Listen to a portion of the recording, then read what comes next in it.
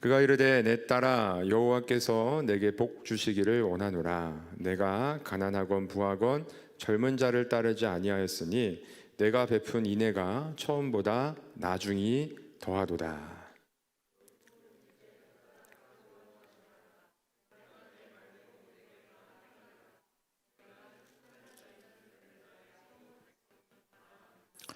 참으로 나는 기업을 물을 자이나 기업 물을 자로서 나보다 더 가까운 사람이 있으니 이 밤에 여기서 머무르라. 아침에 그가 기업 물을 자의 책임을 내게 이행하려 하면 좋으니 그가 그 기업 물을 자의 책임을 행할 것이니라. 만일 그가 기업 물을 자의 책임을 내게 이행하기를 기뻐하지 아니하면 여호와께서 살아계심을 두고 맹세하노니 내가 기업 물을 자의 책임을 내게 이행하리라. 아침까지 누워 있을지니라 하는지라. 아멘. 반갑습니다. 네. 여러분 룻기의 말씀은 되게 짧죠. 네. 짧은 내용 안에 서론, 본론, 결론이 다 구성되어 있는, 우리가 읽기에도 결코 어렵지 않은 하나님의 말씀이죠. 이 말씀을 좀 이번 시간들을 통해서 여러분이 따로 스스로도 묵상하면서 이 말씀 안에 있는 하나님의 은혜를 좀 풍성하게 누릴 수 있게 되기를 소원해 봅니다. 여러분 사사시대, 룻은 사사시대의 인물입니다. 각자 자기 소견에 옳은 대로 살아가던 시대에 그렇죠? 하나님의 말씀 앞에서 살아가고자 했던 한 여인, 그 여인의 삶의 모습이 바로 이 자리에 있는 우리 청년들 한 사람 한 사람의 삶의 모습이 되기를 바랍니다. 이 사사시대에 이 룻이라는 여자가, 그렇죠? 이 여인은 그저 자신의 삶을 그냥 살았을 뿐이에요. 그렇죠? 하나님 앞에서 하나님을 이제 시어머니를 통해서 알게 되었고, 시어머니를 통해서 알게 된 그 하나님을 너무나 좋아서 그 하나님을 따라 평생 살기로 마음의 결심을 하고 살았던 그 여인. 그 여인은 그저 자기의 삶을 그렇게 살았을 뿐이에요. 그런데 하나님께서는 이 여인의 삶을 수천 년이 지난 지금까지 하나님의 말씀인 성경에 기록하게 하시고, 지금까지 많은 사람들의 삶의 어떤 표본, 모범, 그런 것이 되어서 하나님의 말씀으로 읽히도록 지금까지 하고 있습니다. 두 번 살펴보았죠. 마라가 된 나오미, 그렇죠? 나오미는 즐거운 자이었는데 쓴 자라 자기를 불러달라고 했고요. 그 어려운 삶의 고통 중에도 하나님을 떠나지 아니하고, 우리가 어떻게 잘못 보면은 하나님을 원망하는 듯 하지만 하나님 앞에 자신의 삶의 모든 심정을 솔직하게 아버지에게 자녀가 털어놓듯이 털어놓는 그러한 신앙의 모습, 우리가 잊지 말고 우리도 삶의 때때로 고단함과 어려움이 찾아올 때 세상의 다른 어떤 것을 먼저 찾아가는 것이 아니라 룻과 같이, 나오미와 같이 하나님 앞에 먼저 토로할 수 있는 우리가 되었으면 좋겠다. 그리고 그 이웃들이 나오미와 룻이 돌아왔을 때 가서 위로하고 격려했던 것과 같이 우리도 정말 우리의 주변에 힘들고 어려운 고난 가운데 있는 정말 이웃이 있다면, 형제가 있다면 찾아가서 진심으로 위로하고 격려할 수 있는 우리의 삶의 모습 되었으면 좋겠다. 네. 그리고 추수 때가 되어서 이렇게 돌아온 이 룻과 나오미, 계속 이렇게 있을 수 없었죠. 지난주에 그래도 뭐 떨어지는 추수 알곡이라도 죽기 위해서 나갔는데 어머니의 허락을 받아서 마침 나오미의 타작마당에, 나오미가 아니죠, 보아스의 타작마당에 들어가서 이삭을 죽게 되었고, 그 때마침 또 보아스가 와서 그 룻의 모습을 보면서 그의 삶을 도와주는 그러한 모습을 우리가 살펴보았죠. 그래서 지난주에는 우리가 유력한 자가 되어서 살아가자. 유력한 자는 다른 것이 아니라 하나님의 뜻에 순종함으로 살아가는 우리의 삶이 됩시다. 여기까지 살펴보았습니다. 근데 오늘은 좀 더 구체적으로, 그렇다면 누가 과연 유력한 사람인가에 대해서 룻기 3장의 말씀을 통해서 우리가 살펴보며 말씀의 은혜를 나누기를 원합니다.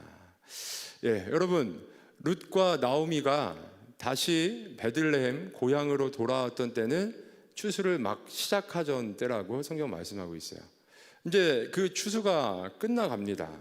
대략 이스라엘은 한 7개월 정도의 시간 동안, 그렇죠? 추수가 진행된다고 해요.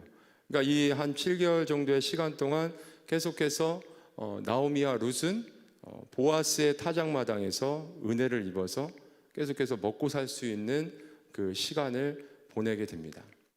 그런데 추수를 1년 내내 하진 않잖아요. 그렇죠? 이제 이 추수의 때가 다 지나갔어요. 이제 다시금 먹고 살 일을 걱정해야 될 때가 돌아왔습니다. 그러자 어머니 나오미가 며느리인 룻에게 이야기하죠. 야, 이제는 정말 너가 이제 결정을 해야 될 것 같다. 무엇을요? 우리에게 기업 물을 자가 있는데 그 기업 물을 자에 가까운 친족에 바로 이 보아스, 우리에게 지금 한 7개월의 시간 동안 은혜를 베풀었던 보아스가 있다. 그래서 너가 보아스에게 이제 가서 청혼을 하고 그와 결혼을 해서 이제 앞으로의 삶을 우리가 계속해서 영위해 나갔으면 좋겠다라는 이야기를 꺼냅니다. 그러자 어떻게 하죠? 룻이 시어머니의 말씀에 순종함으로 그 보아스에게 찾아가죠. 이제 추수가 거의 다 끝났어요. 이제 끝나면서 이제 마지막으로 이제 추수를 다 마쳤으니까 잔치를 베풀고 이제 종들하고 수고했다고 이제 그 즐거운 시간을 보낸 후에 보아스는 밤중에, 그렇죠? 즐거운 잔치였으니까 이 당시에는 술이 좀 허락이 되던 시대였던 것 같습니다. 그렇죠? 그래서 술에 좀 취하고 막 이런 상태로 추수 마당에서 이제 잠이 들게 되는 것이죠. 근데 밤중에 갑자기 자기의 발곁에 뭔가가 이렇게 치이는 거였어요. 그래서 깨서 보니까 다름 아닌 룻이 와서 거기에서 누워 있는 것이죠. 그러면서 이제 당신에게 어머니의 이렇게 이야기를 듣고 기업 물을 자로서 내가 청혼하러 왔습니다 라고 이야기를 꺼내는 거야. 그랬더니 오늘 말씀에서 이제 보아스가 이렇게 이야기하는 것이죠. 내 딸아, 여호와께서 내게 복 주시기를 원하노라. 내가 가난하건 부하건 젊은 자를 따르지 아니하였으니 내가 베푼 인애가 처음보다 나중이 더하도다 라고 이야기합니다. 그리고 이제 내 딸아, 두려워하지 말라. 내가 내 말대로 내게 다 행하리라. 내가 현숙한 여자인 줄을 나의 성읍 백성이 다 아느니라. 참으로 나는 기업 물을 자이나 기업 물을 자로 나보다 더 가까운 사람이 있으니 땡땡땡땡, 이렇게 이야기해 줍니다.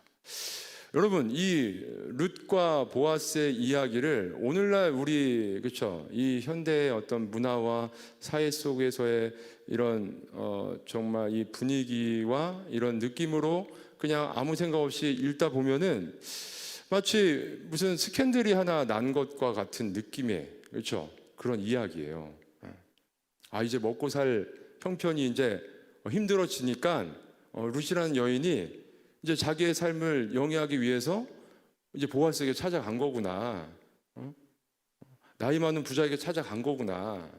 나이가 많아도 그래도 부자니까 나와 내 어머니의 삶을 이제 앞으로 결혼해서 죽을 때까지 정말 큰 불편함 없이 살아갈 수 있겠구나 라고 읽어 넘어갈 수 있는 여지가 많죠.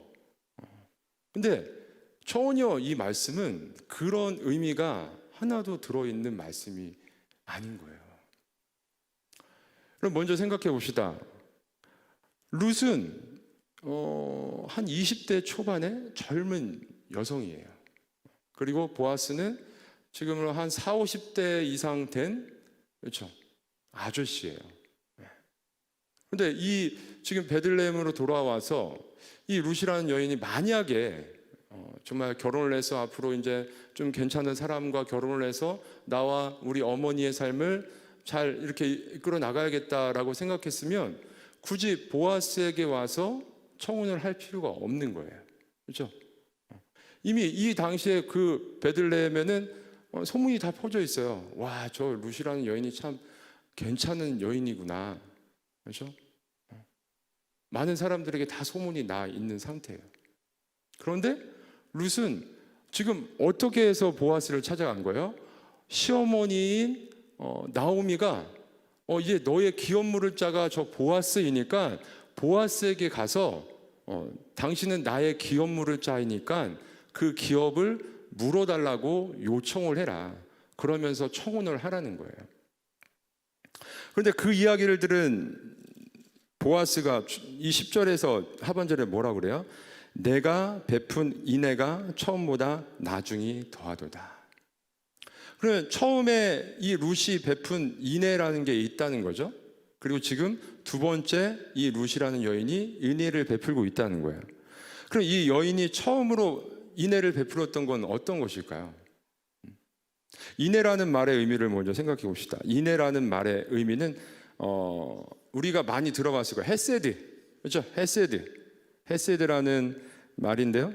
헤세드는 이런 의미를 가지고 있어요.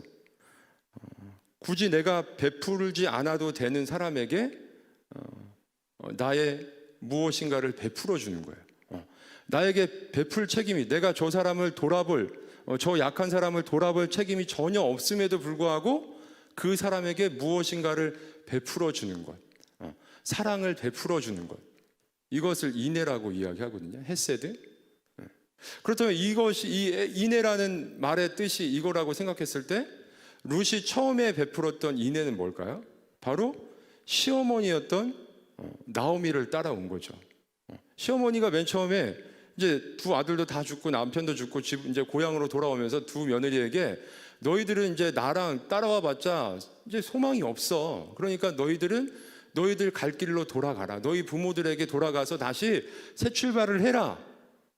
라고 했음에도 불구하고 룻은 아니요, 어머니. 저는 평생 어머니를 따라가서 어머니를 복량하겠습니다. 그리고 어머니가 믿는 하나님이 나의 하나님이 될 것입니다.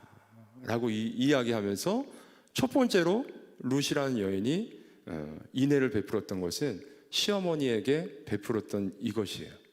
그럼 지금 두 번째로 베푸는 인애는 뭐예요?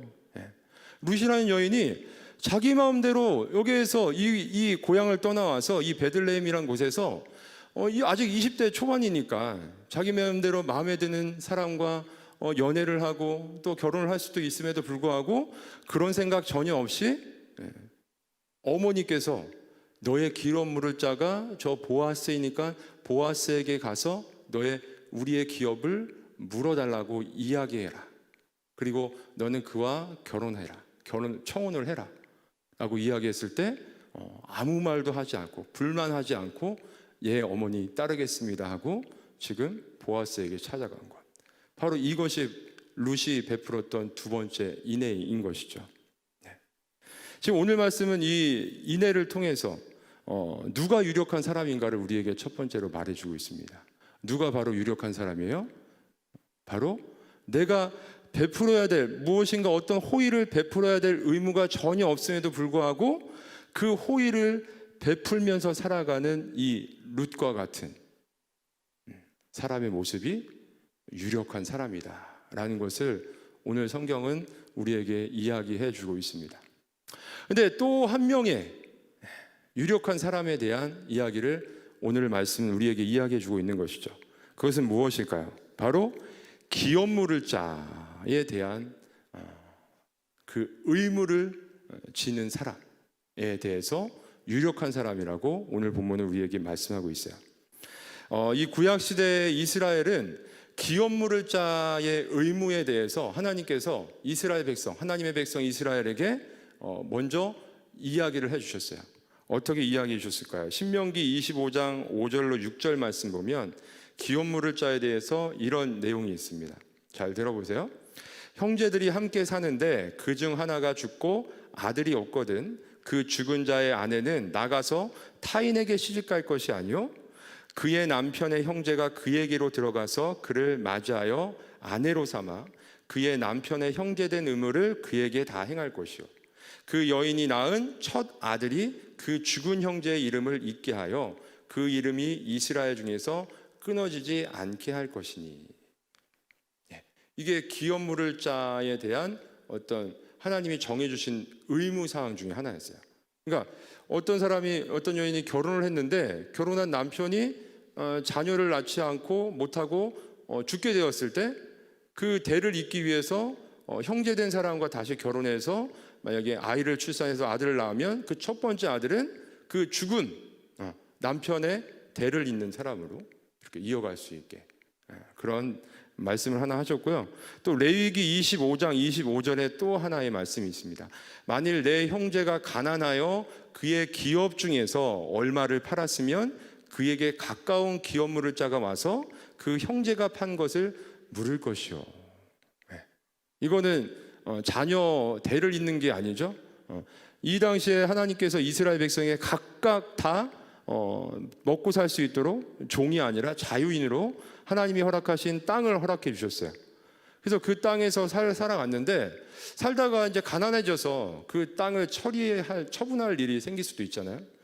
그래가지고 이제 그 땅의 어떤 소유권이 넘어갔을 때 나중에 기업 물을 자가 된 가까운 형제들이 그 기업을 물어줘서 그 땅을 다시 사서 원래 주인인 자기 형제한테 돌려주도록 하는, 이게 기업 물을 자의 의무 사항이었어요.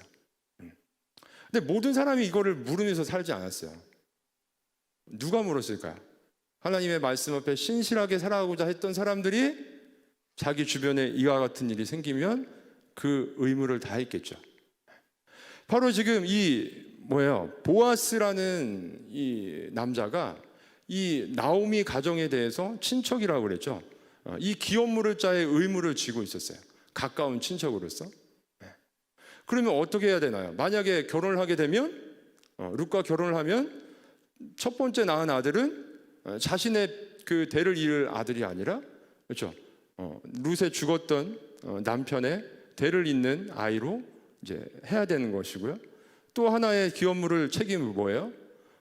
이 나오미 가정이 팔고 갔던 그 땅을 다시 사가지고 회복시켜서 나오미의 것으로 만들어 줘야 되는 거예요.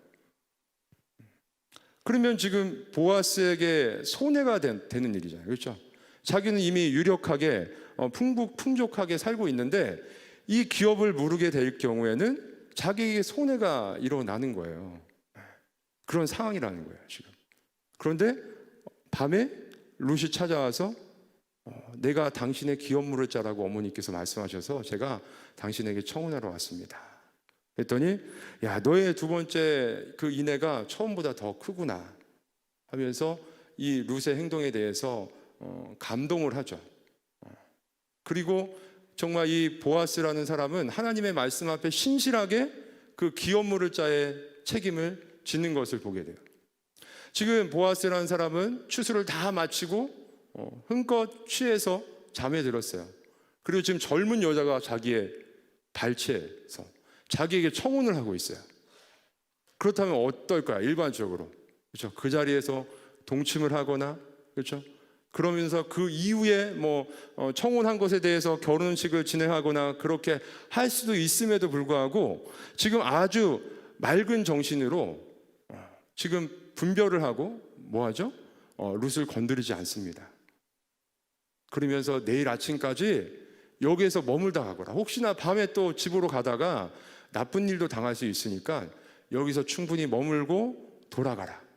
그리고 너의 마음을 내가 다 이해했으니까 내일 아침이 되면 그런데 내가 너의 기업 물을 자가 맞긴 한데 나보다 더 가까운 자가 한 명 있으니까 그 사람에게 먼저 찾아가서 내가 너의 기업을 물을지 여부를 물어보고 그가 묻지 않는다 하면, 의무를 지지 않는다 하면 내가 너의 그 기업 물을 자의 의무를 지도록 하겠다 라고 하는 이 모습을 발견하게 됩니다.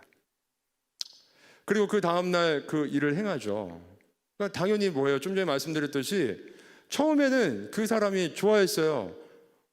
내가 또 젊은 여인을 함께 또 결혼을 해서 또 가정을 이루어 살 수 있겠구나. 근데 나중에 이야기를 들어보니까 기업을 물은 데 있어서 그 집에 그 토지를 다시 자기가 사가지고 돌려줘야 되는 어떤 책임까지 지어지게 되니까 나는 이 의무를 지지 않겠다라고 하면서 이제 보아스에게 그 기업 물을 자의 의무가 돌아오게 되는 것이죠. 여러분, 오늘 말씀의 제목, 누가 유력한 자입니까? 두 번째로, 자신에게 주어진 기업 물을 자의 의무를 성실하게 하나님 앞에서 행하며 살아가는 사람. 그렇죠? 오늘날 우리의 모습은 어떨까요? 여러분의 모습은 어떤가요? 내가 굳이 호의를 베풀지 않아도 되는 그 누군가에게 하나님께 받은 사랑과 은혜에 감사하면서 내 발로 찾아가서 호의를 베풀며 내가 할 수 있는 대로 사랑을 나누며 살아가고 있나요? 두 번째로, 기업 물을 자의 의무를 가진 자처럼 우리도 하나님께서 하나님의 말씀 앞에서 이러한 규정들을 주시고 너희들이 이렇게 살아가길 원한다라는 말씀들이 있잖아요. 그 말씀들을 우리의 삶에 새기고 그 말씀들의 의무를 다하며 살아가기 위해서 노력을 하고 있나요? 바로 이렇게 살아가는 사람을 오늘 성경에서는 유력한 사람이다 라고 말씀하고 있는 것이에요. 근데 이와 같은 일을 누가 먼저 하셨을까요? 바로 2000년 전에 이 땅에 오신 예수님께서. 그렇죠? 굳이 여기 있는 우리에게 호의를 베푸실 이유가 없어요. 저에게도. 우리 이미 죄 가운데서, 그렇죠, 많은 죄를 지으면서 사망을 향해, 저 영원한 죽음을 향해 달려가고 있음에도 불구하고 하나님께서 우리에게 찾아오셔서 예수님께서 우리를 죄에서 구원해 주시기 위해서 호의를, 헤세드를, 인애를 베풀어 주신 것이죠. 그렇죠? 하나님께서 우리를 속죄해 주셨어요. 하나님이 아버지께서 자신을 통해서 인류를 구원하시고자 하는 그 계획을 성실하게 수행을 하신 것이죠.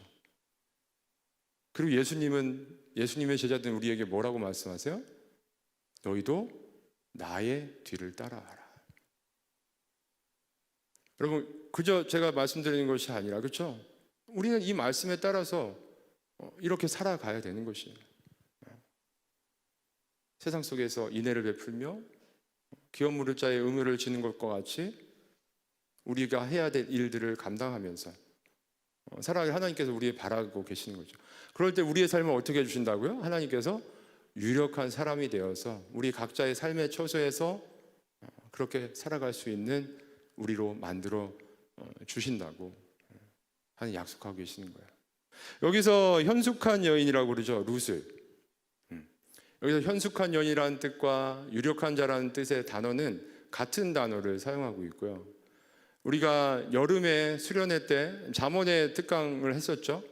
잠언 31장에도 어떤 여인이 나와요? 현숙한 여인. 다 연결이 되는 그 현숙한 여인의 의미이죠. 그렇다면 우리는 또 현숙한 여인, 그러면 유력한 자의 삶을 살아간다는 걸 또 어떻게 생각해 볼 수 있는 거예요? 하나님의 경외하면서 하나님의 말씀 앞에 하나님을 두려워하며 하나님의 말씀 앞에 순종하는 삶을 살아가는데 그 삶의 구체적인 모습이 뭐라고요?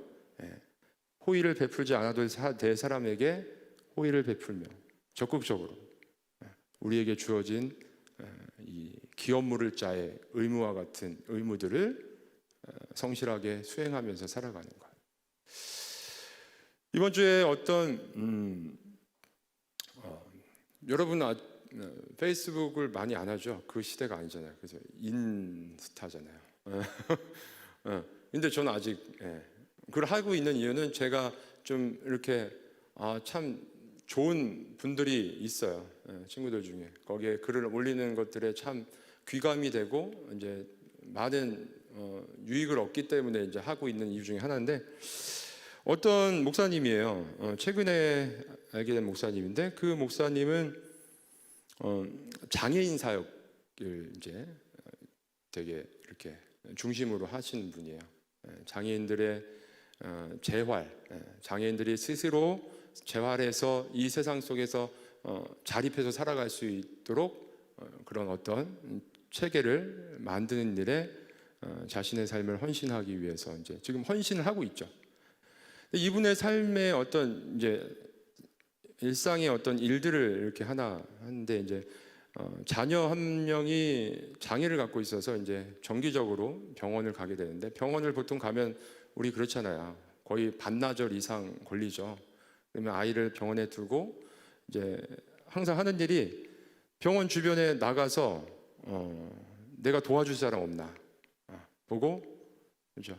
이렇게 뭔가 이렇게 도움이 필요한 사람들에게 음식을 사서 가져다 드리거나. 한 번은 그런 적이 있대요.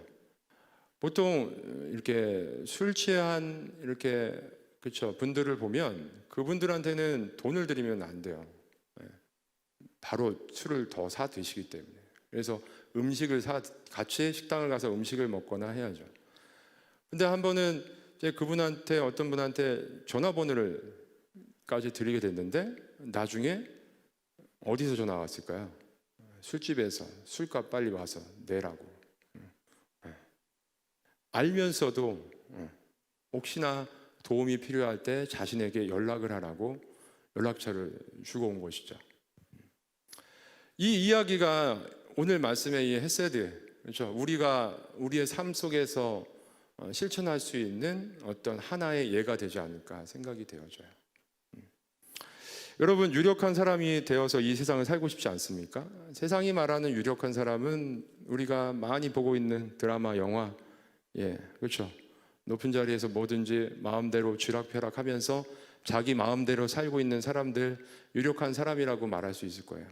세상 사람들은 다 그와 같은 사람들처럼 되기를 바라며, 물론 불의를 저지르면서까지 그 곳에 이루고 싶어하는 사람은 없겠죠. 그러나 세상에서 그 자리에 오르기 위해서는 아무래도 그와 같은 문제가 발생하겠죠. 하나님께서 우리에게 원하시는 유력한 삶의 모습은 그것이 아니라는 것을 여러분이 좀 생각하면서, 여러분 때 한창 그렇죠 목표를 향해서 지금 달려가고 있잖아요. 열심히 각자 정해놓은 목표가 있잖아요. 삶에 그 목표를 한번 이 시간 오늘 말씀을 통해서 한번 돌아봤으면 좋겠어요. 난 무엇을 위해서 그 목표를 만들어 놓고 지금 달려가고 있는지, 과연 이것을 하나님이 기뻐하실지, 나에게 주어진 정말 거듭난 하나님 백성의 삶의 바른 방향이 맞는지. 성경은 누누이 말씀하고 있죠. 악인의 길은 패망이요, 의인의 길은 하나님께서 보살피시고 점점 더, 그렇죠, 비록 우리의 눈에 봤을 때는 순교자가 될 수도 있겠죠. 세상에서는 그저 정말 고난만 받다가 주님 앞에 부르심을 받을 수도 있겠죠. 하지만 이 땅에서의 그 어떤 이 땅의 기준이 돼서 그 사람이 참 힘들게만 살다가 죽었구나, 그래도 이 사람은 참 하나님 앞에 정말 세상적인 어떤 기준의 복도 많이 받았구나, 우리는 그렇게 기준을 보고 어떤 사람을 판단할 수 있겠지만, 하나님의 기준에서는 뭐예요? 이 땅에서 그 기준이 아니라 이 땅에서 어떻게 살았든 하나님께서 그 사람을 끝까지 붙잡아 주셔서 그 믿음이 잃어버리지 않고 결국에는 영원한 하나님 나라 백성 되는 거 아니겠습니까? 여러분은 과연 지금 어떤 모습으로 살아가고 있는지 오늘 말씀을 통해서 한번 생각해보고, 이 시간 다시 한번 우리의 모습을 하나님 앞에 바로 세우고 또 한 주간도 살아갈 수 있는 우리가 됐으면 좋겠습니다.